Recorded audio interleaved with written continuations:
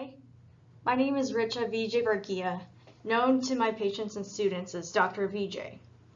I'm a psychiatrist primarily working in a general medical hospital setting.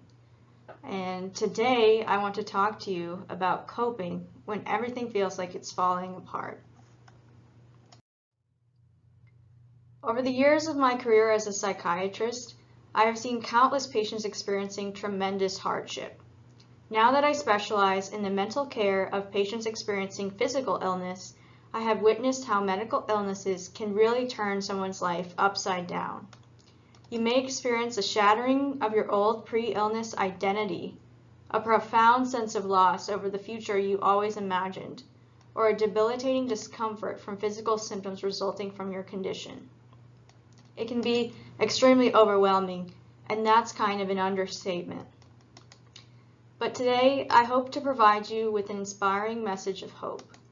Let's just say I care about you a lot, and I have always wanted to do more for my patients.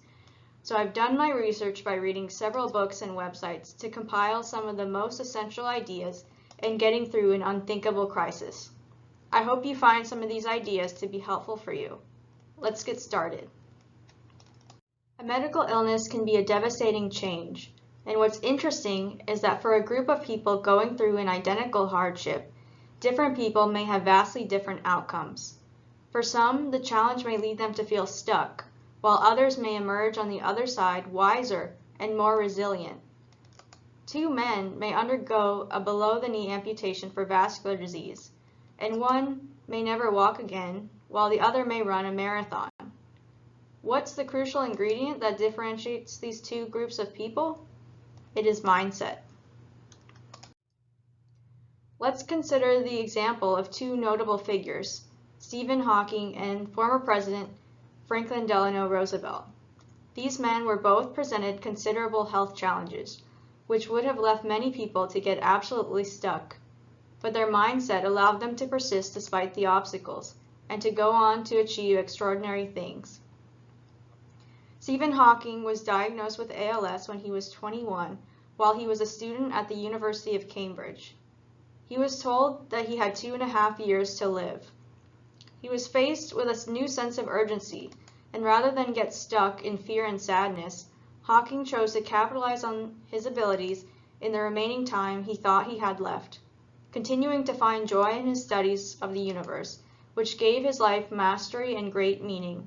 He went on to make groundbreaking discoveries about black holes, and his work continues to influence our present-day understanding of the science of the universe. Despite his illness, Hawking married and had 3 children. He found innovative ways of coping with his inability to talk and need for a tracheostomy and continuous ventilation. FDR is another highly inspiring figure. He woke up one day in 1921 and realized he was paralyzed. He was diagnosed with polio. He hoped initially for a full recovery, but over time he grew to accept that his paralysis was permanent. He didn't let that stop him from pursuing a career in politics, and let's just say it's unlikely that FDR would have reached the remarkable milestones he did if it were not for his adversity, which bestowed upon him an enormous well of compassion, empathy, and kindness that made him passionate about serving his constituents who were suffering. FDR found ways to always stand while giving speeches, and his inability to walk did not prevent his mind from allowing him to serve as an extremely effective president. He is the only president to serve more than 2 terms and saw our country through the Great Depression and World War II, and paved the way for crucial programs like the New Deal and Social Security. What was different about the mindset of these 2 men?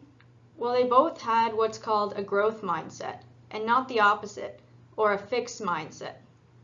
In a fixed mindset, you think your capabilities and talents have limits and can't be changed.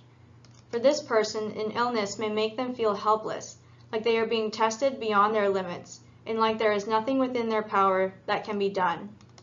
In a growth mindset, it is just the opposite. You feel capable of adapting to the change, and that you can develop new skills to cope and make the adjustments that are needed. To have a growth mindset, you need to have a clear definition of the problems at hand.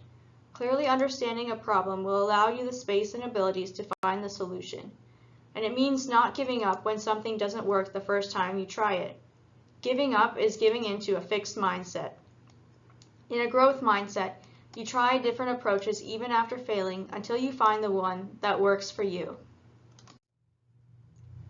A common concern many of my patients have after experiencing a string of losses or medical hardships is a sense of a loss of identity.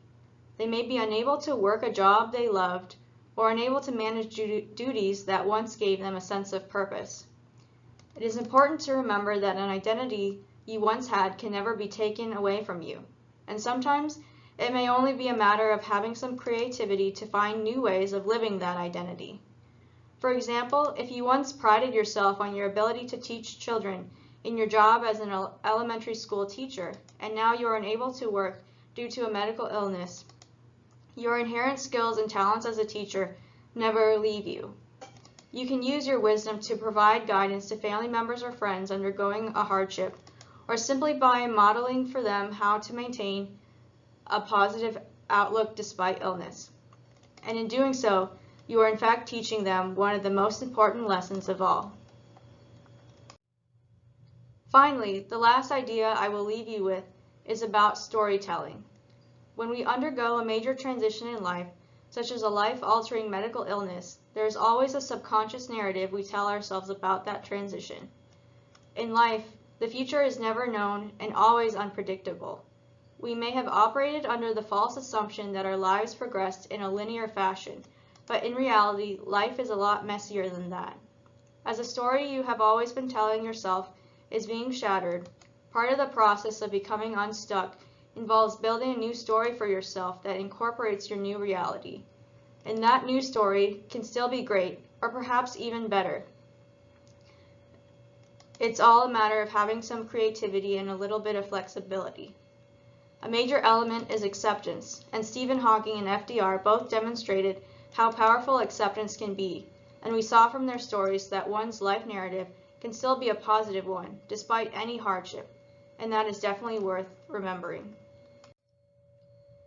Well, thank you so much for listening through this whole video. I hope this has planted some seeds for you to think about as you move forward.